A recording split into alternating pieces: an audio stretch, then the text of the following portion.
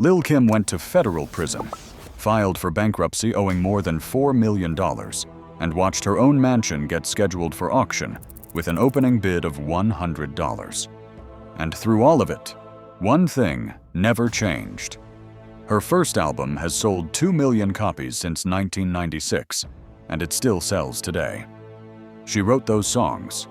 Her legal name, K. Jones, is right there in the credits. But the recordings have never belonged to her for a single day, and nobody stole them. That is what makes this worse. Part 1. To understand how a $100 auction happens to a platinum artist, you have to start with a company almost nobody outside the business has ever heard of. In 1994, the notorious Biggie and a producer named Lance Rivera founded a label called Undeas Recordings. They launched it on a cash advance of $200,000 from Atlantic Records. Undeas was not a major label. It was a production company, which is a specific thing in the music business. And the specific thing it does is sit between the artist and the money. Here is how that shape works. The major label funds the production company. The production company signs the artists. The records come out through the major. And when the money comes back, it flows into the major first, then to the production company, then, whatever survives that trip, to the person who actually made the record. Kimberly Jones was 19 years old. She was from Bedford-Stuyvesant in Brooklyn. She had been in and out of her father's house, and she had been rapping on street corners when Biggie found her. Junior MAFIA came first, in 1995. Then Atlantic let her make her own album. She was not a puppet in any of this. That matters, and it will matter more in about 4 minutes. Part 2. Hardcore came out in November of 1996. Kim was 22. The record went gold in 6 weeks. It went platinum in June of the following year. And on March 14, 2001, the Recording Industry Association of America certified it double platinum, 2 million units. It has sold more than 5 million copies worldwide since. Now open the sleeve, because this is the part nobody has ever bothered to read out loud. On nearly every track across her catalog, the writing credit reads K. Jones. That is her legal name, Kimberly Jones. Not a featured credit, not a thank you in the liner notes. A writing credit, the thing that says this person made this thing. On her second album, the notorious KIM, every single track carries it, published through a company called Notorious KIM Music. So she wrote them. Which brings us to the question this entire video exists to answer, and the answer is printed 2 inches away on the same page. Part 3. Look at the bottom of the sleeve, at the copyright line, the tiny one, in the smallest type on the package. Hardcore, 1996. Big Beat Records, Incorporated. Distributed by Atlantic Recording Corporation, a Time Warner company. The Notorious KIM, 2000. Undeas Recording, LLC, and Atlantic Recording Corporation. La Bella Mafia, 2003. Atlantic Recording Corporation. The Naked Truth, 2005. Atlantic and WEA International. 4 albums, 4 copyright lines. Her name is on none of them. And if you open Apple Music tonight and scroll to the bottom of Hardcore, it says Atlantic Recording Corporation, marketed by Rhino Entertainment, a Warner Music Group company. 30 years later. Same sentence. This is the split that decides everything, and almost nobody understands it. So we are going to be very precise. There are 2 separate copyrights inside every song you have ever loved. There is the composition, the words, and the melody, and that is publishing. And there is the recording, the actual performance captured on tape, and that is the master. Kim has a writer's share. She earns from the composition, and she still does today.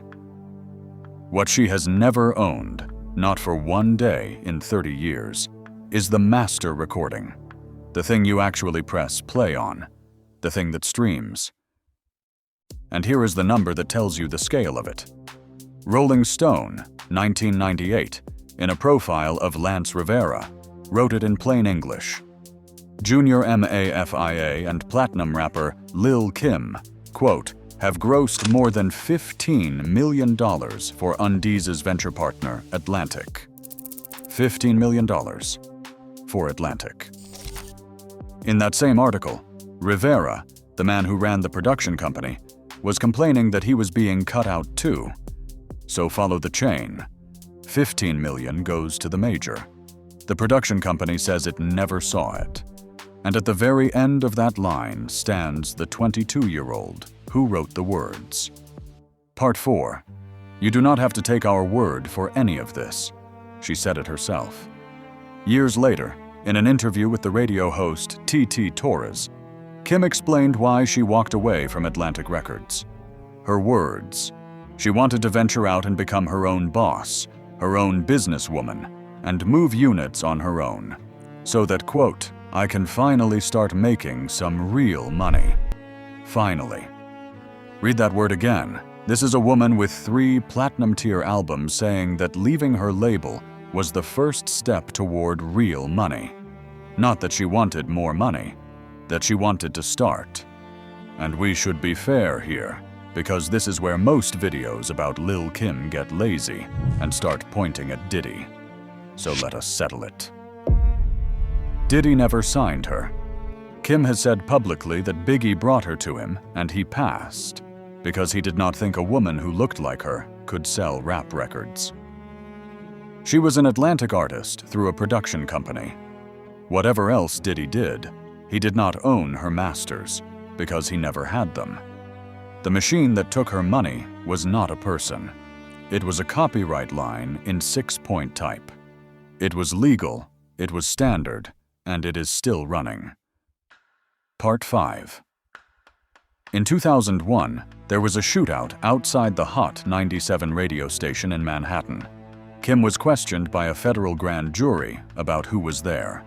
She lied. On July 6, 2005, United States District Judge Gerard Lynch sentenced her for perjury and conspiracy. 1 year and 1 day in federal prison, and a $50,000 fine. Now watch the calendar, because the timing is almost too neat to be real. Her 4th album, The Naked Truth, was released on September 27, 2005. That is the same day she reported to serve her sentence. The album came out, and the artist went to prison on the same date. There was no promotion, because there was no artist available to promote it. It went gold. Her 3 previous albums were platinum or better. That is what the sentence cost, in units. And while she was inside, one detail from those months has followed her for 20 years. The fashion designer Marc Jacobs wrote to her every week. She has said it in interviews. He is one of her best friends. He supported her. He wrote every week. She painted him a coloring book from her cell, and he framed it and hung it in his house. Diddy, she told MTV News in 2011, never came to see her in prison. Not one time. He did not write her a letter. We are not putting that here to convict anyone. We are putting it here because it tells you something about what she actually had by 2006. She had a fashion designer. She did not have an industry. Part 6. In May of 2002, at the peak, Kim bought a house. 39 Timberline Drive in Alpine, New Jersey. 6,000 square feet, 7 bedrooms, 2 acres, a tennis court, in one of the most expensive towns in America. The recorded price, which sits today in the Bergen County Clerk's office in Book 8476, page 406, was $2,275,000. The mortgage payment was reportedly $9,935 a month. The property taxes ran over $23,000 a year. That is a payment you make with active income. Touring, appearances, features. It is not a payment you make from a catalog, because she did not have a catalog to make it from. Warner had that. By 2009, she was missing payments. In 2010, the lender filed for foreclosure. And then the machine that had never worked for her got very efficient. Mediation dragged from 2015. A judge ruled her in default in May of 2017. By January of that year, the amount owed had reached $1,929,358.88. And in the spring of 2018, the Bergen County Sheriff scheduled the auction. Opening bid, $100. A $2.25 million house. Starting at $100. Part 7. 3 days before that auction, in May of 2018, Kimberly Jones filed for Chapter 13 bankruptcy in the United States Bankruptcy Court for the District of New Jersey in Newark. Case number 18-19397, Judge Vincent Papalia. The schedules, according to court documents obtained by The Blast and reported by Bloomberg Law, showed assets of $2,573,300 against liabilities of $4,084,841. Where did $4 million in debt come from? Not from a record contract. $1,469,000 in unpaid federal taxes covering 2004 to 2017. $376,000 to the state of New Jersey, same years. $2 million on the house. $186,000 in unpaid legal bills, and a $25,000 loan from Missy Elliott. Her reported income in 2016 was $823,000. In 2017, it was $398,000. By the middle of 2018, $90,000.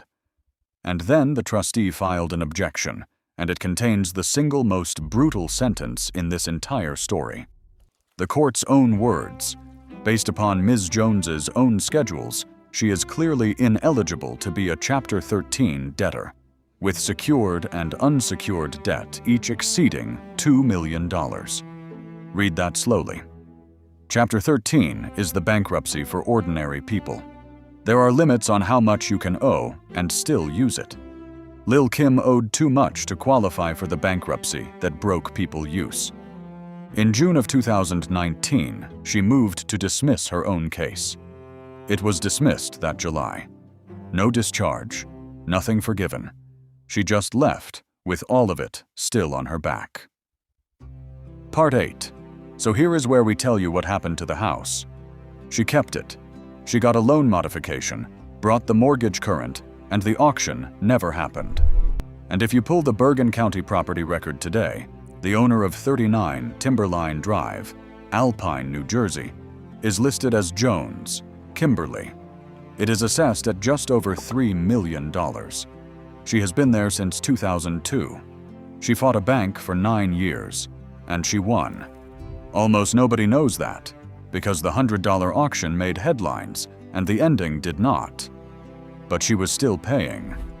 In October of 2024, the IRS released a lien alleging she owed $150,775 for the tax year 2022.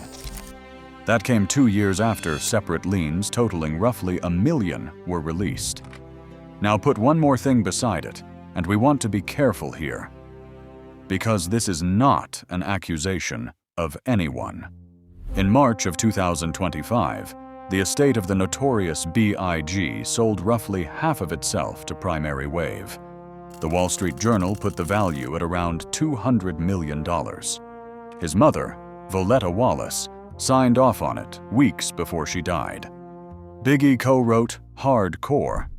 Kim's early publishing ran through Undeas Music, the company he built with Lance Rivera. The catalog they made together in a Brooklyn studio in 1996 is now worth $200 million as a financial asset, 30 years later. Biggie is not the villain of this. He is dead, and he put her on. But the arithmetic is what it is. The estate of the man who helped write those songs is a $200 million asset. The woman who wrote them and wrapped them was clearing IRS liens in 2024. Part 9. In February of 2026, Kim went on Nick Cannon's show and said the Biggie biopic got her wrong. A lot of it was not accurate, she said. And then she said this: "I am going to show everybody in the Lil Kim movie because it is coming. 100% in the works." She has been saying a version of that for years. Her memoir has been announced 4 separate times since 2021 and has never appeared on a shelf. She is still trying to tell her own story. She has just never owned the platform to tell it from. That is the whole thing, actually. She wrote the words. Every credit says so. What she never had was the recording. And in this business, the recording is the only thing that lasts. It is the thing that streams while you sleep. It is the thing you borrow against.